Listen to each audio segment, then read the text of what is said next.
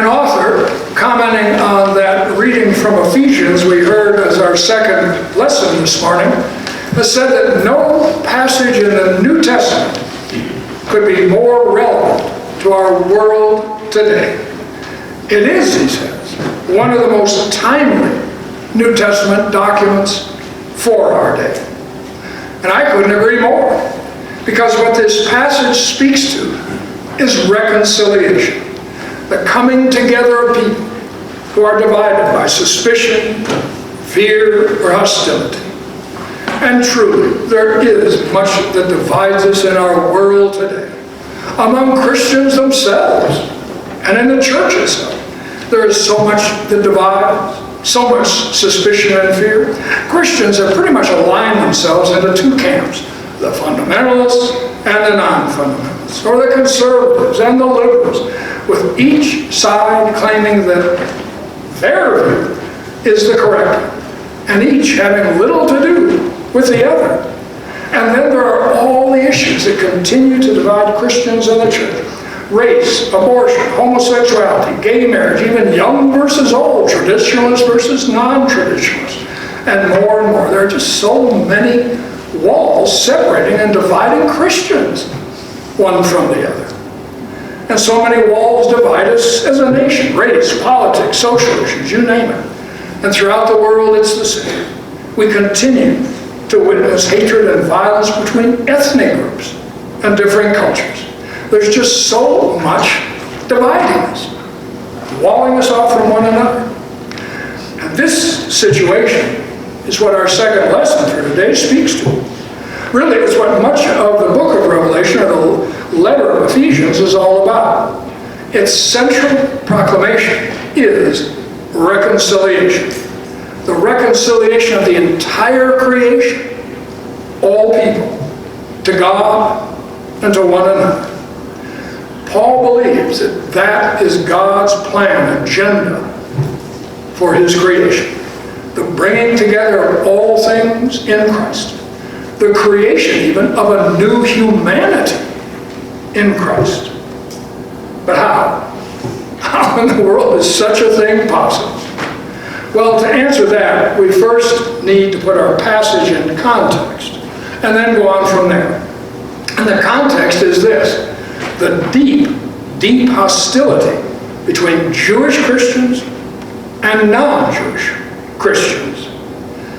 Now, I know this business of Jewish Christians and non-Jewish Christians has always been a difficult one for us to understand. Somewhere, people have gotten the notion that the first disciples were named Anderson and Schmidt and McNulty and Smith and Jones.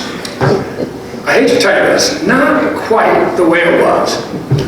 Jesus was a Jew. The first disciples were Jews, and the earliest members of the church were Jews.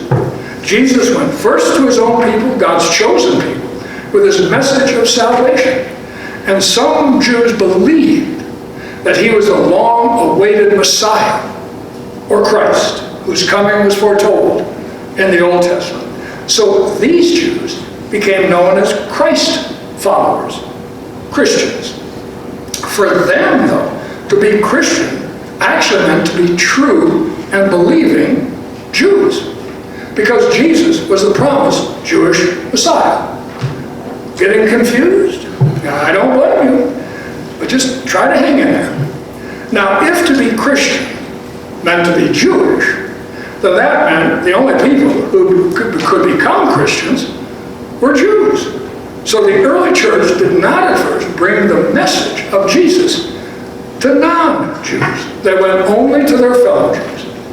Then a big change took place. Simon Peter, the apostle, came to believe that God directed him to reach out to non-Jews. And then Paul came onto the scene.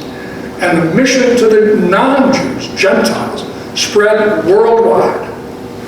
But then the issue in the church became this: do non-Jews need to adhere to the law of Moses in order to be accepted as Christians?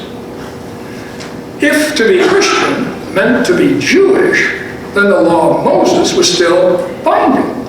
And to be Christian, thus meant to follow the Mosaic law, the Ten Commandments and all the other commandments, with the dietary regulations, the cleanliness laws, and all other commandments. So that was the big question. Did non-Jews have to first become Jews in order to become Christians? Paul said no, and that eventually carried the day. But that only created another problem. Non-Jewish Christians wanted to do away with everything Jewish. And that really ticked off the Jewish Christians. Jewish Christians, though, saw doing away with the law as opening to the door to morality and a regular free-for-all when it came to the behavior of those immoral, non-Jewish Christians.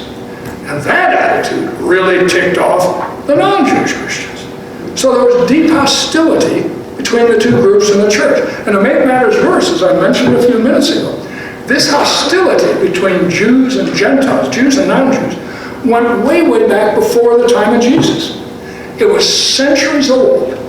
It was an ingrained racial and religious hostility.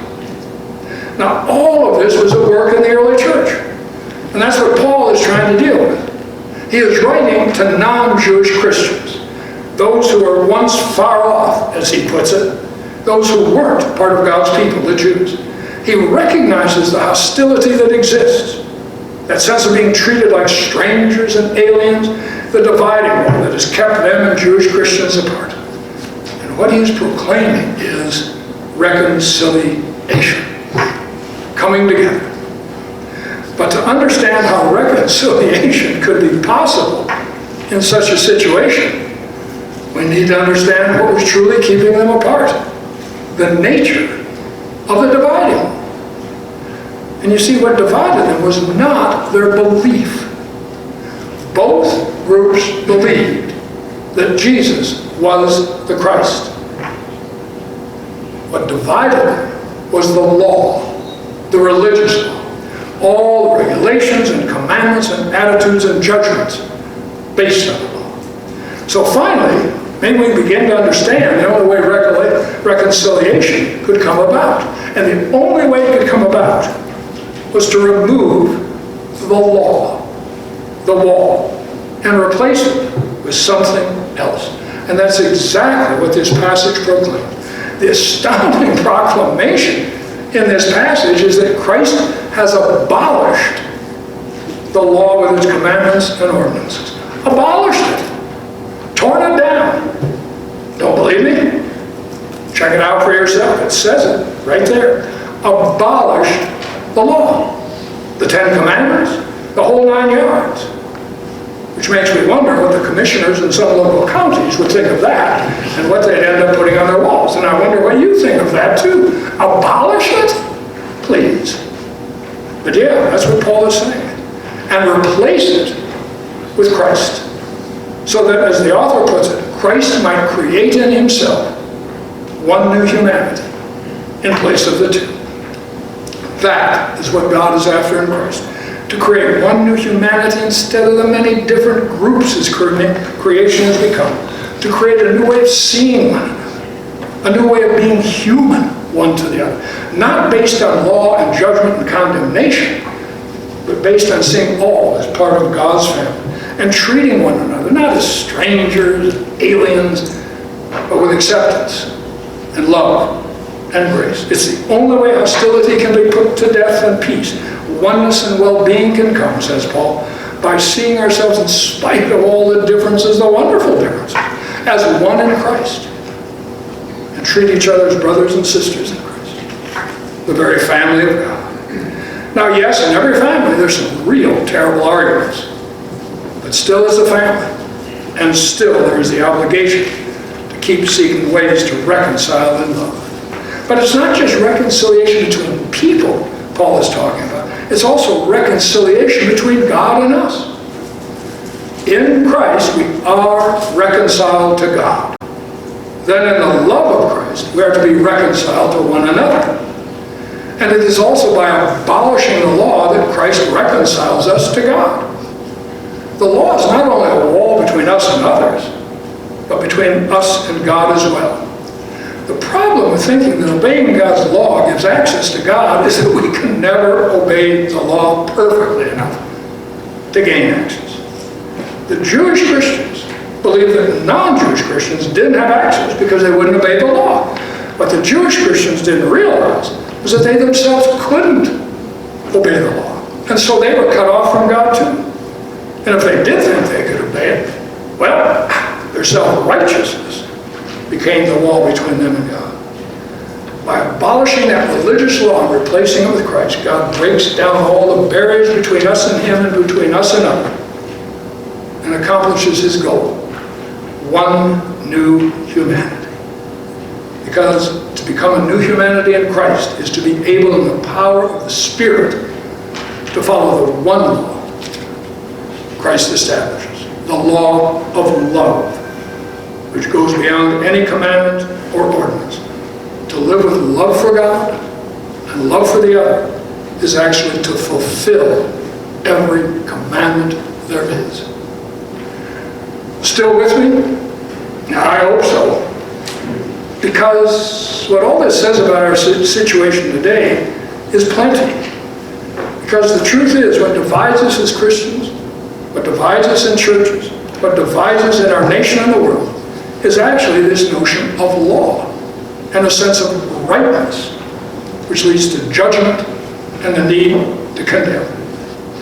Existing between the different races is often the same fear and hostility that existed between Jewish Christians and non-Jewish Christians, leading to the same kind of judgments that keep them apart. When those who are pro-life and those who are pro-choice attempt to talk, what happens? Immediately each side claims to be in the right, to have God on their side, and immediately the discussion degenerates into hostility and condemnation. Now, when heterosexuals and homosexuals try to talk, what immediately becomes the issue? God's law. And before one can hear the other, there's only more judgment and condemnation. And between conservative and liberal Christian, between fundamentalists and non-fundamentalists, the same, the sense of rightness and superiority and suspicion and contempt. And between Christian and non-Christian, the need to convert the other before any real listening occurs, only fear and threat and division. So the question is, what would happen if we actually saw each other? Not in terms of our narrow viewpoints and labels, our fear and mistrust, but as God sees us, as part of His creation and family. An author has written about what he calls the madness that grips our nation and world today. The madness of people seeing others who disagree with them, who are different from them, not as human beings like themselves, but as simply enemies. Enemies who must be destroyed either verbally, sometimes even literally. Enemies we must do battle with. It's the madness of politics today, the madness of religion today, the madness of war itself. And then he writes that what Paul is after, what God is after, is that we just stop the madness.